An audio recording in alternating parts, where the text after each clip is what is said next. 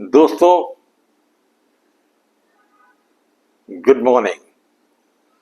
मैं वापस आ गया हूं और मैं आपके साथ एक बहुत ही अहम मुद्दे के ऊपर बात करने वाला हूं।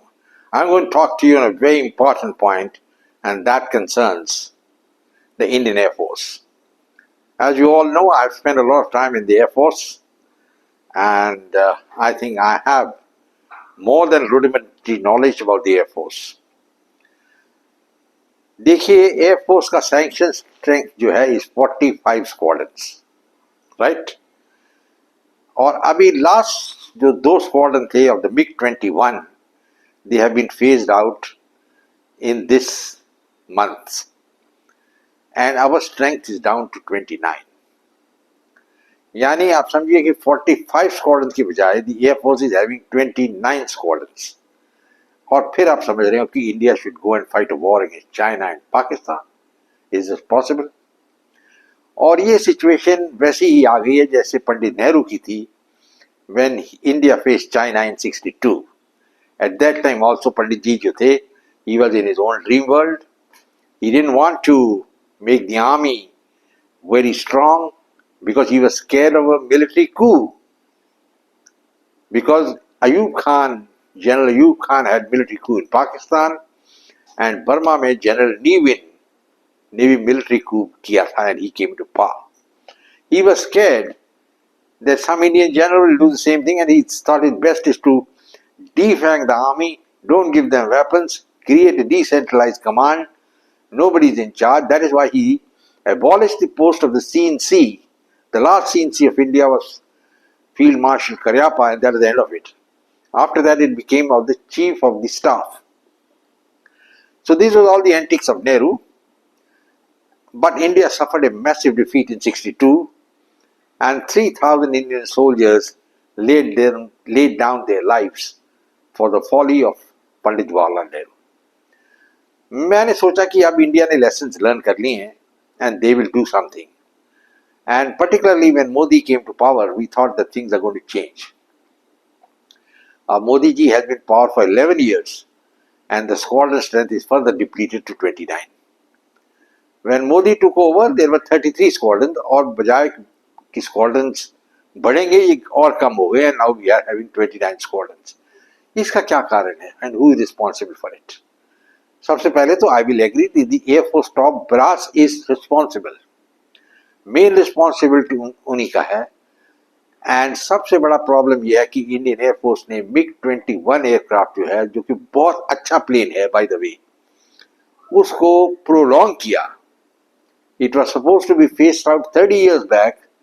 हर एक कंट्री ने वर्ल्ड में उसको फेज आउट किया except the Indian Air Force because Indian government जो थी वो पॉलिटिक्स में लगी हुई थी and they were not getting any aircraft to replace the MiG-21.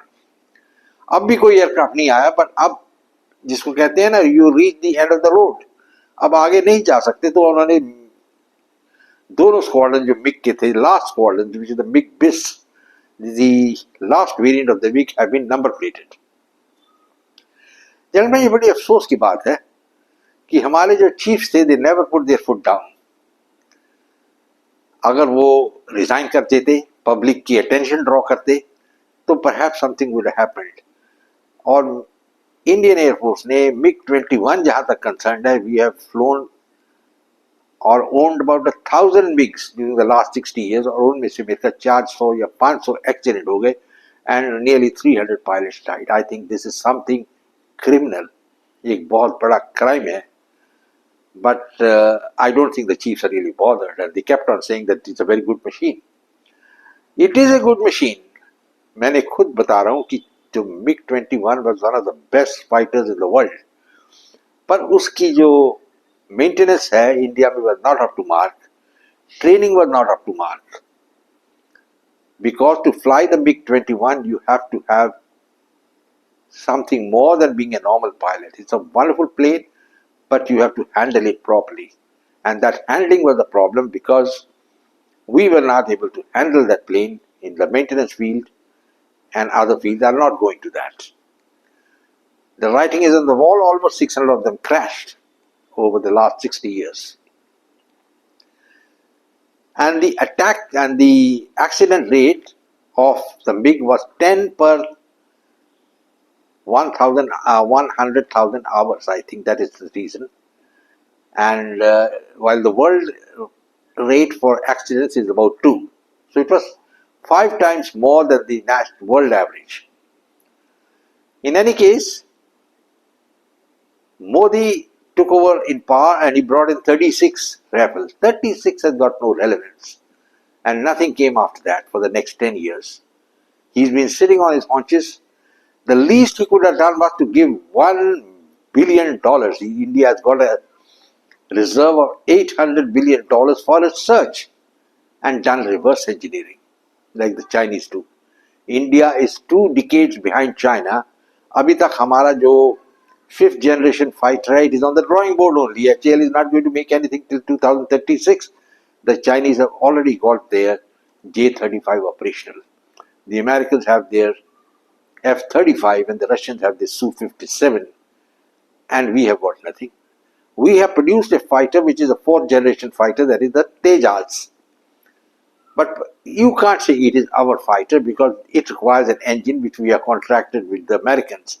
And the Americans, as you know, once they give you something, they give you a screw behind also.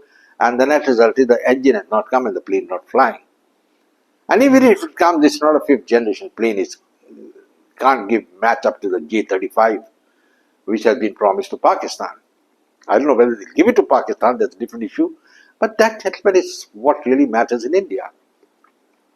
We have to face a double enemy, and now we have got triple enemy. We got enemy in Pakistan, China, and Bangladesh. As far as China is concerned, I think China wants peace. But the Modi government doesn't want peace. And that's my personal feeling. Because they refuse to start the flights to China. They had cancelled the visas of all Chinese. Why? What for? What were you scared of the Chinese for? When you have a trade of say 130 or 140 billion dollars with the Chinese, why didn't you stop the trade? Made it zero. You didn't do that because that suits you. But what suits you is that you don't want normalization of ties with China. And of course, you are creating a minority bogey in the country. And this attack, the Sindoor attack which was made, was to perpetuate that minority and perpetuate the hatred against the minority by talking that we are going to teach Pakistan a lesson जो जिंदगी भर याद रखेंगे वो. And what happened? आप जानते हो. India developed cold feet after 3 days of fighting and ceasefire हो गया and India achieved nothing. What India achieved is that we have been equated with Pakistan now in everything. It's become a hyphen. And a record which people should not forget, कि 193 countries में not even one country condemned Pakistan for terrorism. If that is the case, why did the Indian armed forces launch that attack? And अफसोस की बात यह है कि ये attack जो 1:05 में शुरू हुआ, 1:27 में खत्म हो गया. 15 minutes, 22 minutes. उसके बाद में the Indian defence minister inform parliament कि हमने उनसे बात की और कहा कि हमने आपके मिलिट्री टारगेट्स नहीं हिट किए, हमने सिर्फ टेररिस्ट टारगेट्स हिट किए और हम एस्केलेशन नहीं चाहते. Can you imagine a government talking like this to the enemy? I couldn't understand it. And coming to the Air Force, I think it is the most neglected force out of the 3 services. By now, the Air Force should have built up 45 squadrons. If nothing else, we should have done R&D and produced in 11 years. We could have produced our own plane, our own engine. We could have done reverse engineering like the Chinese do. Who's going to come and catch you if you make your copy an engine and make it here? The question is, do we have the technical know-how to make it? That is the crux of the issue. If we don't have it, then it is 75 years of wasted existence and another 11 years wasted under Narendra Modi.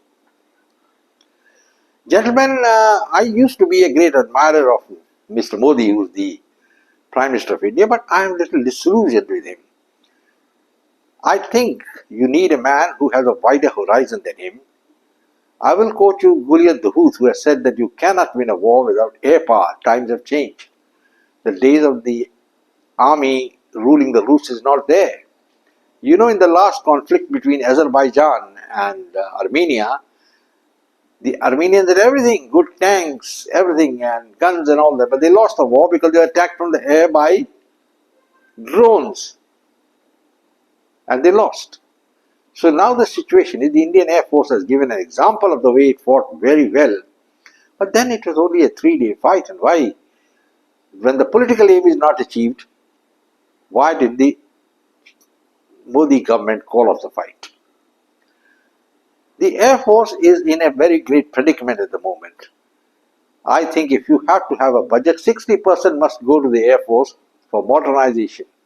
Because in case there is a battle with, say, China or Pakistan, it's the air power which will matter, not the army. The army will be just digging in and firing here and there, while the Air Force will have to carry the battle into the enemy heartland, and we don't have the fighters. 29 squadrons, a bloody disgrace.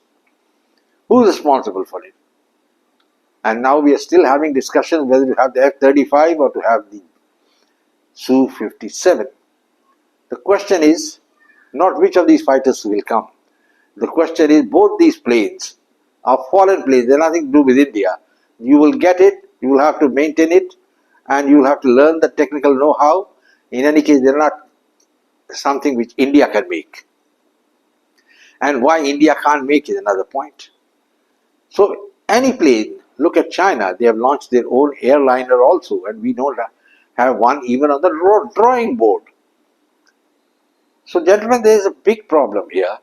Big problem because the leadership in India has not realized that political power comes out of the barrel of a gun, which Mao Zedong said. And another thing is, until you have a strong military power, you can't dominate the world.